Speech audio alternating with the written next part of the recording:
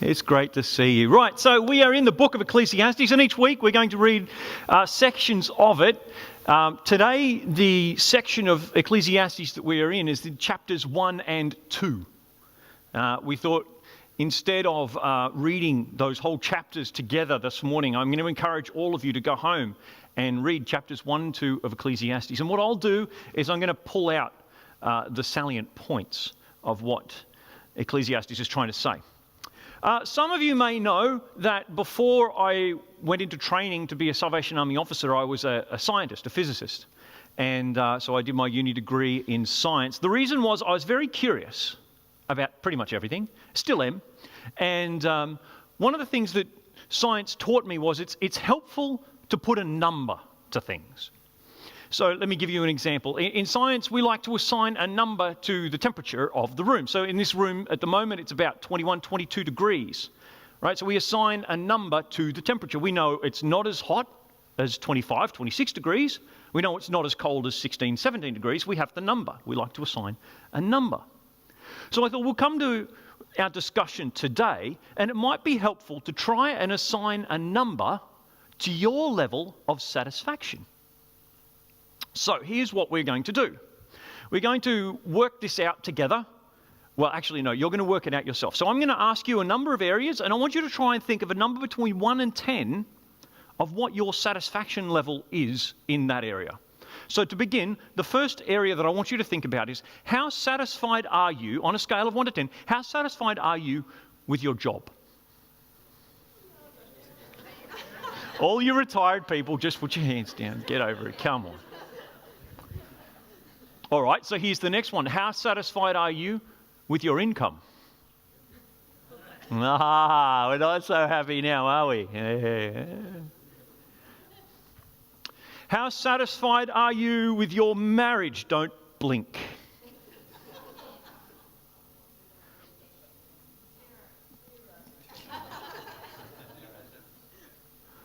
I've got some people you might need to see.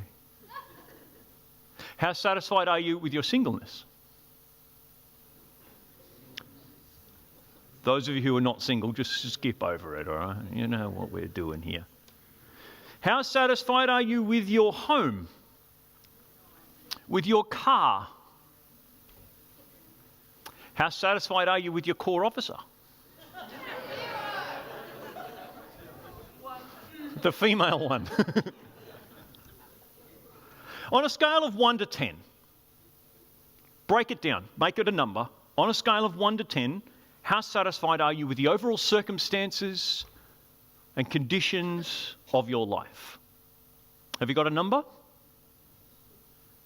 See, it's important to think these things through sometimes, particularly at the end of a year, because it leads to other questions.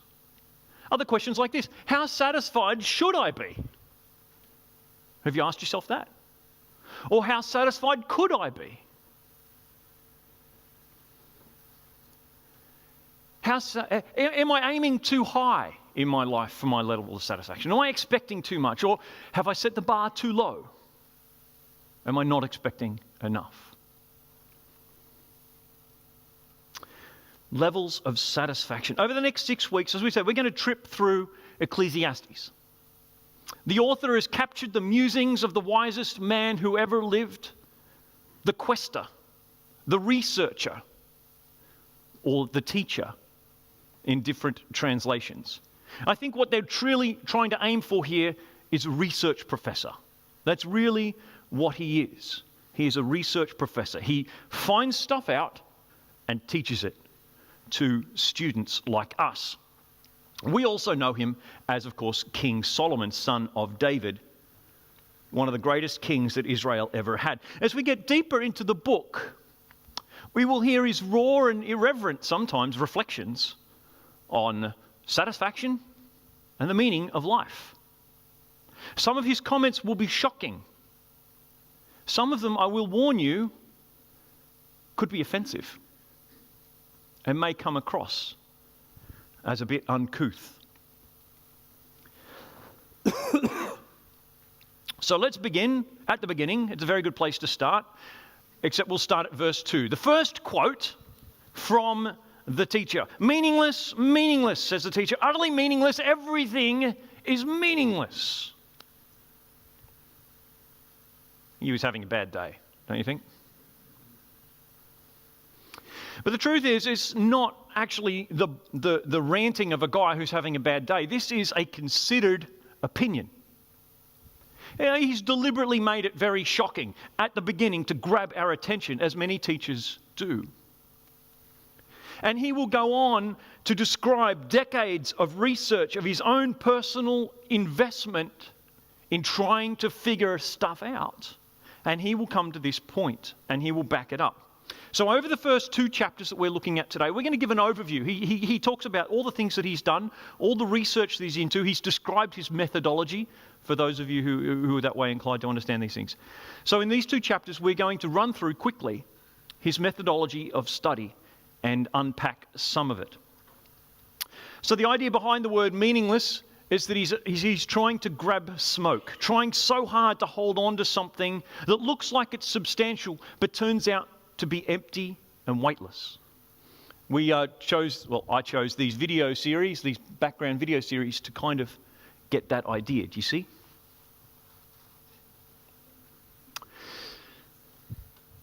The basis for his whole train of thought, as we saw in the video earlier, and those of you who are joining us for just the sermon online, I'll put the link in the YouTube comment down below to see the video that we all saw a bit earlier. But the basis for his whole train of thought is the fact that our lives are finite. Immortality is impossible. There are many generations before us that we've forgotten, many generations that will come after who will also be forgotten. Ecclesiastes 1:4, generations come, generations go, but the earth remains forever. We're even going to be outlived by dumb rocks and plants. I was mowing the grass the other day and I thought, this lawn is going to outlive me. Isn't that annoying? And I take such good care of it too. Maybe I shouldn't. I don't know. Your lawn is going to outlive you. Now there's something to think about when you can't sleep at night. He tries a number of things to find meaning in this limited mortal life. He tries study. He tries pleasure. He tries pleasure in a big way. And he tries hard work.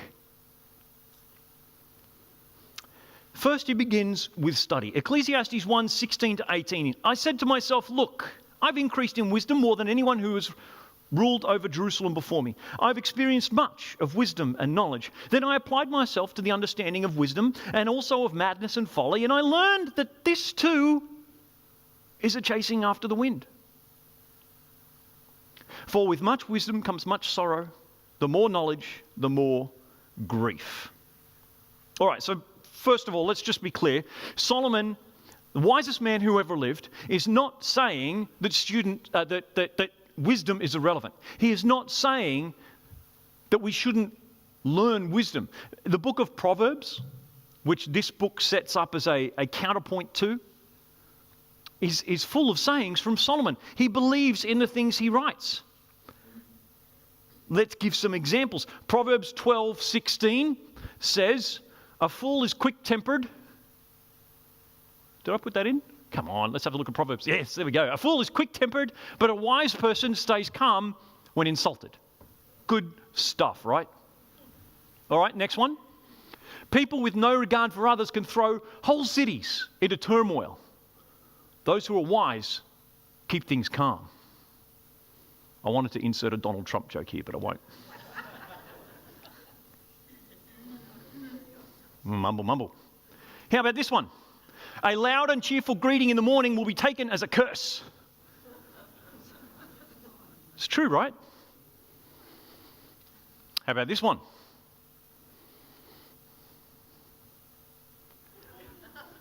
It's better to live on the corner of the roof than share a house with a troublesome wife. Now, this is... Yeah, right.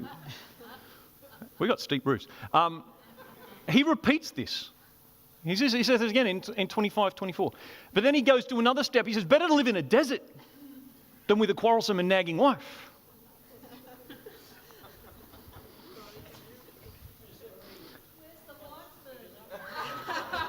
I'm sorry, Solomon wrote it. And we'll see a bit later on that Solomon has plenty of experience. Plenty of experience. These little sayings are all about making the best life possible. And the book of Proverbs almost makes it sound like that is possible. All you do is follow these sets of instructions, these little couplets of rights and wrongs, and all you have to do is this, and your life will be perfect.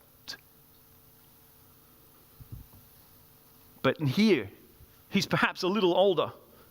And he said he's found that the acquisition of wealth and acquisition of wisdom, being known and called on as the wisest man who ever lived, the top of his field doesn't actually bring that satisfaction. Doesn't actually fill that void. Doesn't actually work. And the reason for that is that it doesn't work the way you expect it to work. There are wise people who are poor. There are extremely intelligent people who aren't earning lots of money. There are extremely cruel and foolish people who are earning lots of money. It doesn't simply work like that. So if you put all your hope in saying all I have to do is follow these rules, it'll work out, then you're not. It's meaningless, right? It's not that way. It's empty, he says. And the next book in the Bible, if you want to do some homework, is the book of Job. And it really dives into this truth. Bad things happen to good people and good things happen to bad people. That's just the way it is. There is no meaning in this. So, like a lot of students, Solomon turns to pleasure. He turns to figure out. All right, study isn't doing it for me. We'll try pleasure. Actually, most students do both at the same time. But he said to himself, Ecclesiastes 2:1, I said to myself, come now, I will test you also with pleasure and find out what's good. But also, that proved to be meaningless. So, aided by an endless supply of wine, Solomon tried all the delights and pleasures known to humankind, and nothing satisfied. We were once appointed as corps officers to the Bonnells Bay Corps on the central coast of New South Wales, up a few hours north of here. And attached to the corps at that time was Miracle Haven, drug and alcohol recovery centre with 100 guys generally living there and working out their recovery.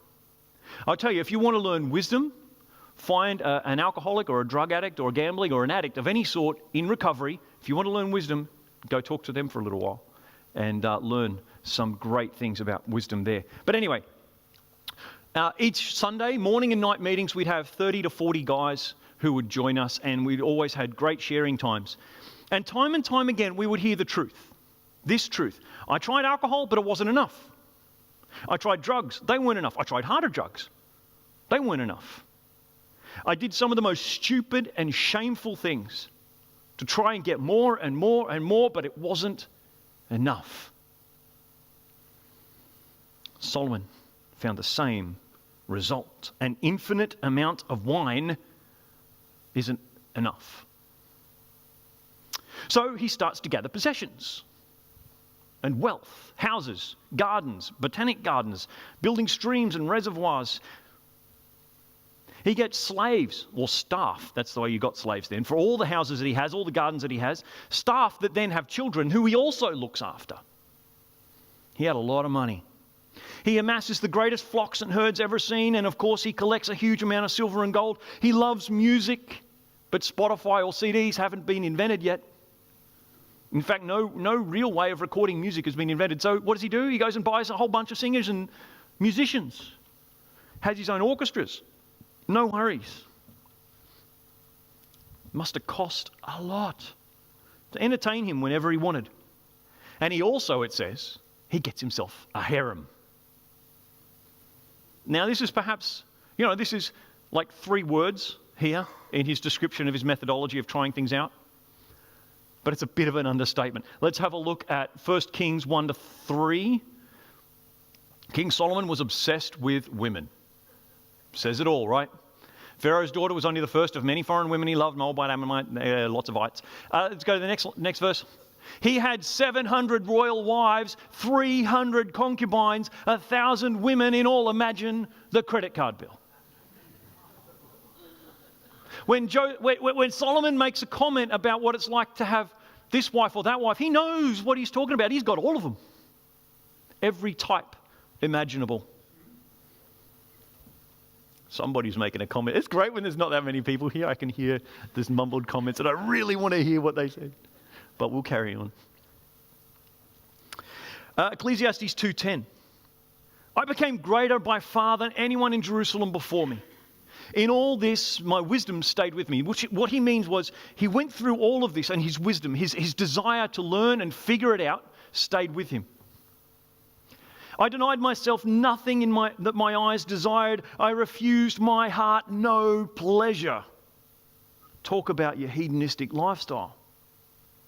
Yet when I surveyed all that my hands had done and what I had toiled to achieve, everything was meaningless, a chasing after the wind. Nothing was gained under the sun. He got to the stage where he realized that the acquisition of wealth, wine, women, and song wasn't going to fill the void. It's not that wealth is bad, it just doesn't satisfy. At a global leadership summit a number of years ago, I heard an interview with Bill Gates. We know who Bill Gates is.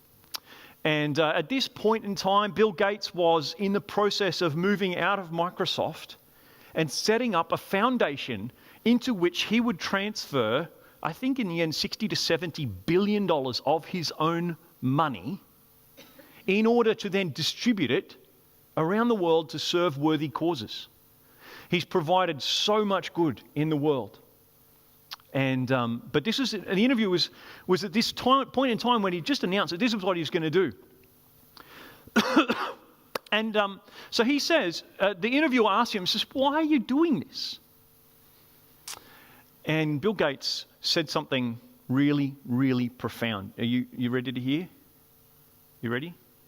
You want to hear what Bill Gates' wisdom was? He said, "I woke up one morning, I thought to myself, what's the point? What's the point? How's that for wise? What's the point? I could earn another 5 billion, another 10 billion. What's the point? How much is enough?" Bill Gates got to the same point that Solomon got to 3,000 years ago.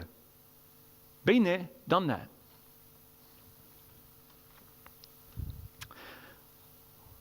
What's the point?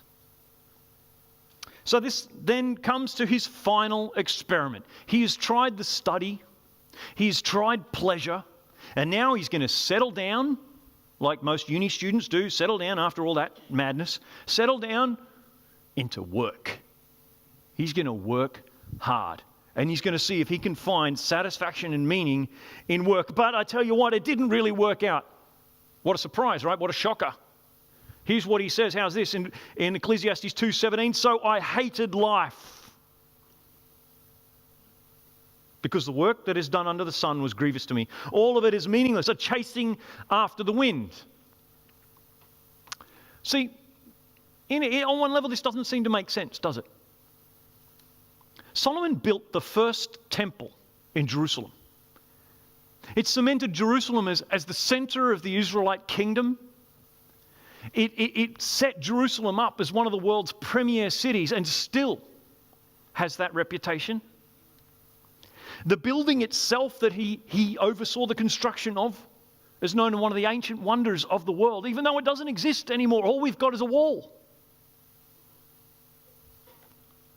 Solomon worked hard. He coordinated huge numbers of laborers, builders, and artisans in the construction of this temple.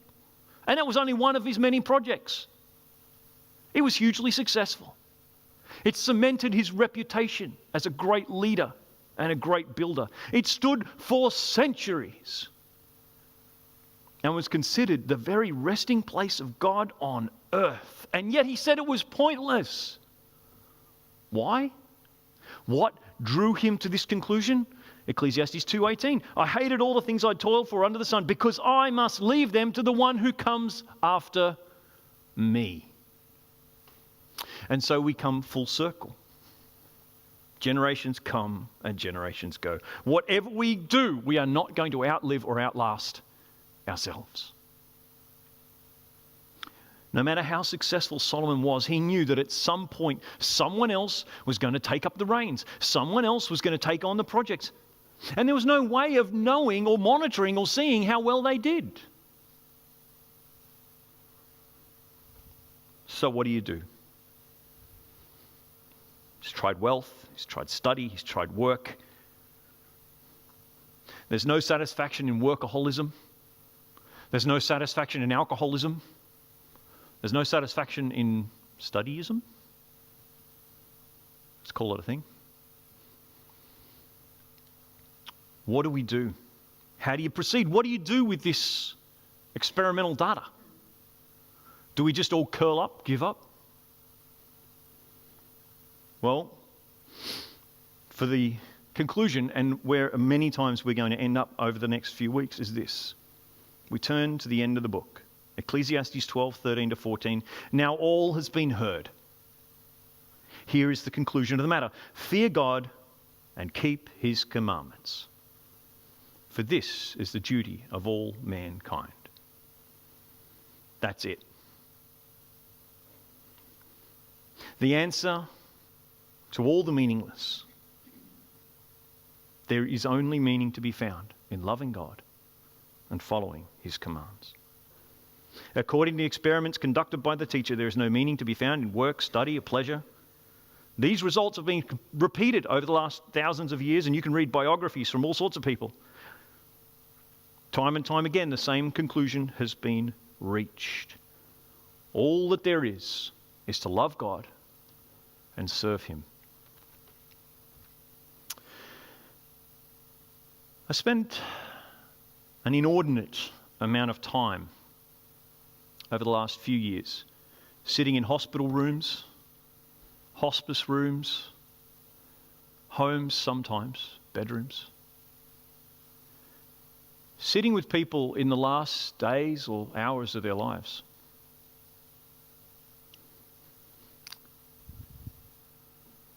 Scores of them, in fact, over the last 5 years.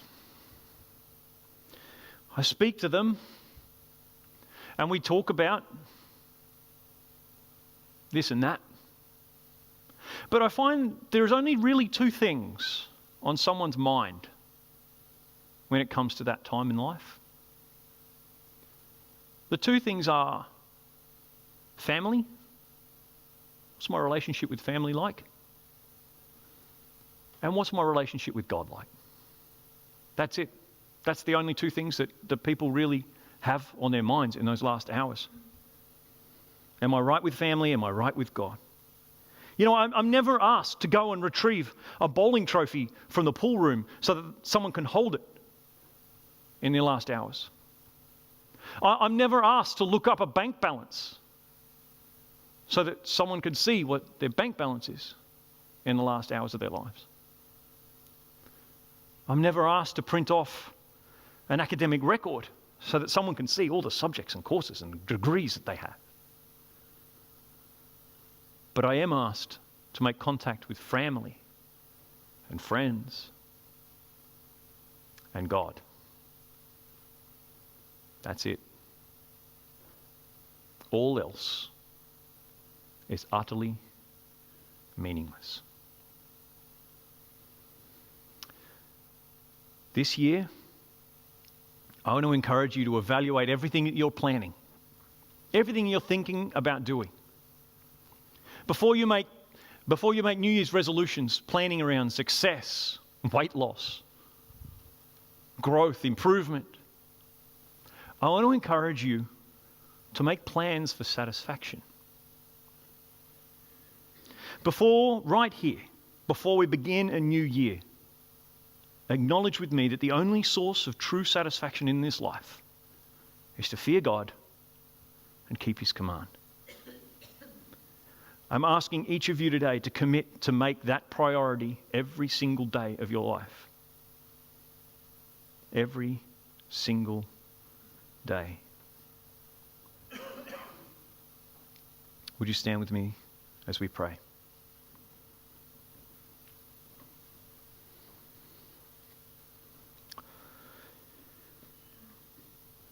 Lord God, way back in the beginning of Solomon's life, you gave him wisdom. When he was a young leader and he didn't quite know how to take over from his incredibly successful father, he asked for wisdom. He asked for knowledge and how to lead and guide this people of Israel. And you gave it to him in spades. He continued to study God and learn all that stuff. And we just thank you that his experiments, that his scientific study of the meaning of life was recorded for us in this book. God, we thank you that he dived into incredible amounts of study. He dived into incredible amounts of wealth and pleasure, and that he dived into incredible hard work and perfectionism and all those sorts of things. We thank you that he did all of that so that we would know that all of that is utterly meaningless. All of that is grabbing and striving and struggling for smoke. It looks substantial, we know, but it isn't. And so we thank you, God, that he recorded that and that you have protected his words and you have brought those words through all of history to us that we can read them today. But God, it's hard to see something written 3,000 years ago and apply it to 2019. And God, I ask you to impress upon each one of us the need to know you first and foremost and to follow your commands. God, as we think about the year to come, as we formulate New Year's resolutions, please keep us mindful of what truly satisfies and help us to make that our number one priority. I pray this in your name. Amen. Amen.